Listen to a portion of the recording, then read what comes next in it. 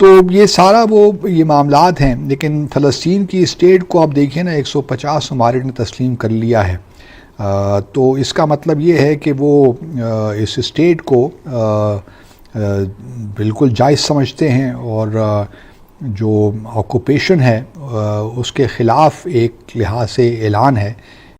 صدر ٹرمپ نے مسلم ممالک کے سربراہان سے ملاقات کو انتہائی کامیاب قرار دے دیا، کہا ہمارا غزہ پر بہت اچھا اجلاس ہوا، غزہ میں جنگ بندی اور یرغمالیوں کی رہائی پر بات چیت ہوئی۔ معاہدہ ہے، اس کے کچھ بنیادی طور کے اوپر 3 نکات ہیں جن کے اوپر عمل کر لیا جائے، یا جن کے اوپر پیش رفت ہوگی تو غزہ کے اندر یا یہ جو جنگ چل رہی ہے اس کے اندر جنگ بندی یہ ہو سکتی ہے۔ اور اس ملاقات سے قبل امیر قطر نے میڈیا سے گفتگو میں کہا کہ اس اجلاس کا مقصد غزہ میں جنگ کا خاتمہ اور اسرائیلی مغویوں کی رہائی ہے، اور وہ سمجھتے ہیں کہ غزہ میں جنگ ختم کروانے کے لیے امریکہ ان کے ساتھ ہے، جس کے جواب میں امریکی صدر ڈونلڈ ٹرمپ نے کہا کہ ہم اسرائیلی مغویوں کی رہائی چاہتے ہیں، لیکن ہمیں معلوم ہے کہ کیا وہ ٹیریٹری ہوگی اور کس طرح اس کو فلسطینی ریاست کا حصہ بننا چاہیے ان ٹیریٹریز کو، اور پاپولیشن کا بھی ہمیں معلوم ہے 7 ملین ہیں، پھر ریفیوجیز بھی ہیں، اور دنیا میں کوئی بھی یہ نہیں کروا سکتا سوائے اس گروپ کے، اس لیے یہ ملاقات میرے لیے بھی ایک اعزاز ہے۔ صدر ٹرمپ نے اس بات پر زور دیا کہ آج کے دن میری 32 ملاقاتیں ہیں، مگر یہ سب سے اہم ملاقات ہے۔ تو تقریباً آپ کہہ سکتے ہیں 10-11 ملین کی پاپولیشن فلسطین کی ان ٹیریٹریز میں رہے گی، اور جہاں تک حکومت کا تعلق ہے وہ تو پہلے بھی پیلسٹینین اتھارٹی جو ہے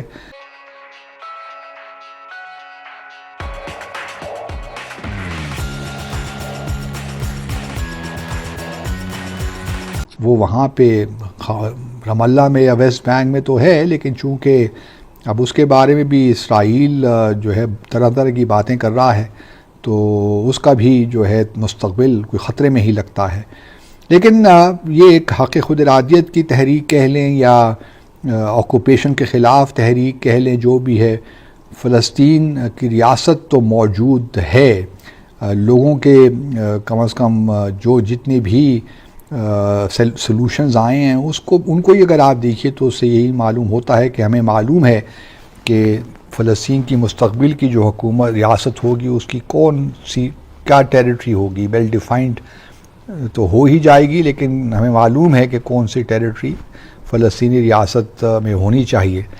پاپولیشن کا بھی ہمیں معلوم ہے، جیسے میں نے پہلے کہا کہ ضروری نہیں ہوتا کہ ساری یہ چاروں کی چار جو ہیں جو کرائیٹیریا ہے وہ اس صورتحال میں موجود ہو، لیکن یہ ضرور ہے کہ جب ریاست بن جاتی ہے، مثال کے طور پر ایسٹ ٹیمور بن گئی، ساؤتھ سوڈان میں نئی ریاست قائم ہو گئی، تو اس معاملے میں ریاستوں کو ریکگنائز کرنا آسان ہو جاتا ہے، لیکن یہ خاص معاملہ ہے فلسطین کا جس کی پوری ایک تاریخ ہے، اور اس میں آبویسلی بڑی کمپلیکیشنز ہیں، لیکن یہ فیکٹ کہ 150 ممالک نے تسلیم کر لیا ہے تو یہ ان اٹ سیلف یہ بات ظاہر کرتی ہے کہ فلسطینی ریاست کا وجود ہے، اور لیٹس ہوپ کہ فیوچر میں یہ اسٹیبلش ہو جائے، اس کے باوجود کہ اس وقت اسرائیل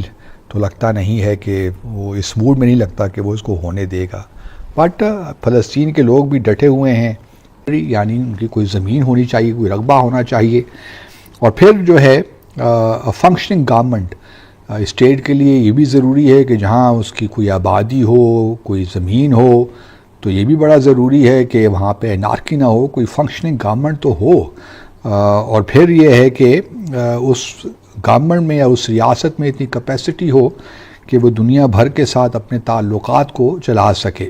تو بعض اوقات ایسا بھی ہوتا ہے کہ ایک شق ہوتی ہے، 2-3 شقیں نہیں ہوتی، 2-3 شقیں ہوتی ہیں، دوسری پروویژن پوری نہیں ہوتی، تو اس وجہ سے بھی پرابلمز ہو جاتے ہیں۔ لیکن یہ بنیادی 4 چیزیں ہیں۔ بعض اوقات اس طرح بھی ہوتا ہے کہ ریاست تو موجود ہوتی ہے لیکن گورنمنٹ کو بعض اوقات دنیا تسلیم نہیں کرتی، جس طرح افغانستان میں ہوا۔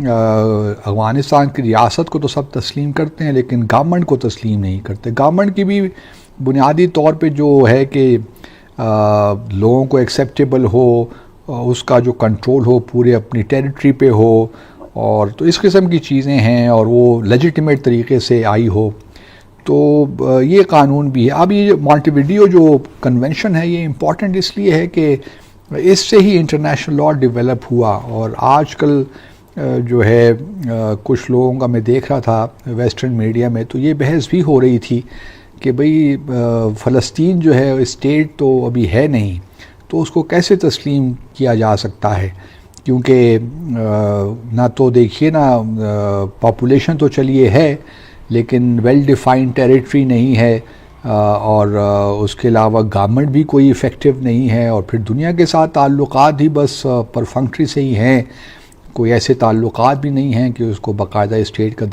درجہ دے دیا جائے. اب ان 4 پرنسپلز کو یا کرائیٹیریا کو آپ اگر فلسطین پہ لاگو کرتے ہیں, اپلائی کرتے ہیں تو یقیناً اس کی پوری ایک تاریخ ہے فلسطین کی. اور پھر اسرائیل بھی جو ہے وہ کوئی بہت پرانی کوئی اسٹیٹ تو نہیں ہے. بیلفور ڈکلیریشن کے بعد سے 1948 میں اس کا قیام آیا, اس سے پہلے تو یہاں پہ لوگ فلسطین کے ہی لوگ یہاں پہ رہتے تھے, کیونکہ اس کا مقصد غزہ کی جنگ کا حل تلاش کرنا اور یرغمالیوں کی واپسی کا عمل تیز کرنا ہے. اس ملاقات کے دوران قطر کے امیر نے بھی غزہ میں انسانی المیہ کی جانب توجہ دلوائی اور کہا کہ صورتحال انتہائی خراب ہو چکی ہے, اس لیے وہ چاہتے ہیں کہ اجلاس میں جنگ بندی اور فریقین کے درمیان فوری مذاکرات کے ذریعے مسئلے کا حل نکالا جائے. ناظرین, امیر قطر نے کہا کہ سب کا ہدف یہی ہونا چاہیے کہ غزہ میں لڑائی بند ہو اور متاثرہ عوام تک فوری انسانی امداد پہنچے. امریکی صدر نے اس موقف کو سراہتے ہوئے کہا کہ وہ اسرائیلی مغویوں کی فوری رہائی چاہتے ہیں اور اس مقصد کے لیے منتخب اسلامی رہنماؤں کے ساتھ مل کر کام کرنے کے منتظر ہیں. صدر ٹرمپ نے اقوام متحدہ کے فورم پر بھی غزہ کے مسئلے کے حل کے لیے بین الاقوامی دباؤ کی ضرورت کا ذکر کیا اور کہا کہ طاقتور ممالک کو فریقین پر اثر انداز ہونے کی ذمہ داری نبھانی ہوگی. جبکہ نیو یارک میں امریکی صدر ڈونلڈ ٹرمپ نے اقوام متحدہ کی جنرل اسمبلی کے اجلاس سے خطاب کرتے ہوئے اپنی حکومت کی کارکردگی کے بھرپور ڈھنڈورے پیٹے اور اقوام متحدہ کو کڑی تنقید کا نشانہ بنایا. 15 منٹ کا وقت تھا, 1 گھنٹہ تقریر جاری رکھی.